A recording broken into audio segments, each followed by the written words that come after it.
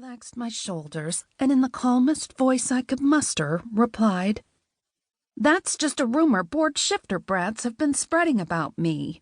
I'm not a half-breed. I'm a wolf, just a wolf like everyone else down here." Just a wolf, huh? Think I'm stupid? Any shifter past puberty could smell the other on you from a mile away. He grabbed the doorframe with both hands, leaned in, and took a deep inhale, his eyes never leaving mine. Mongrel or not, it's time to get to college. Now get marching before I throw your stinking half-breed ass through the school doors myself. I knew I should hold my tongue, but every wolf had her breaking point, and I was nearing mine.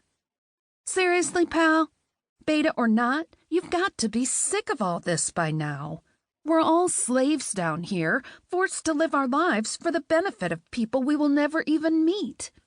I took a step closer, holding eye contact for longer than any lesser-ranked shifter should with a beta. Why, you insolent little mongrel. His voice cracked like a leather whip. He bared his sharp teeth, and his eyes widened in disbelief. The life of a whole shifter is an honorable one. We sacrifice our power for the good of the surface world, and in exchange we will be rewarded 1,000 times over by Goddess Selene in the afterlife.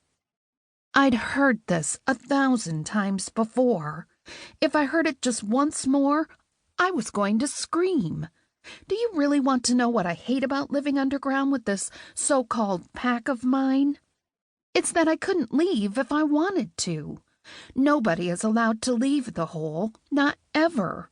There's a whole world up above that I've never even seen. It's the vampire ruling class that truly calls the shots. And why do our not-so-friendly vampire overlords hold us captive, you might ask? It's all so they can drain our shifter power and use it for their own selfish purposes. Afterlife? What if I don't want to wait for the afterlife to live? What the hell about now? I've never even so much as felt my wolf, despite being 2 years overdue for her awakening. If I didn't have to fork over so much of my shifter power all the time, maybe I could have shifted by now. He rolled his eyes at me, shooting me a look that said he couldn't care less about me and my petty problem. Not that he could relate to the extent of my pain. As a beta, he was allowed to offer up less of his power to the vampires on sacrifice days than the rest of us. The least he could do was care a little more about us little guys. He grabbed me by the arm and yanked me closer. I could feel the warmth of his breath washing over my face. Be grateful. If it was up to me, half-breeds like you wouldn't even be allowed to call yourself a whole shifter. Be happy that Alpha Logan is more progressive than I am. Now get your scrawny butt to class. He shoved me to the floor, and I rolled over twice before crashing into the table at the other end of my room.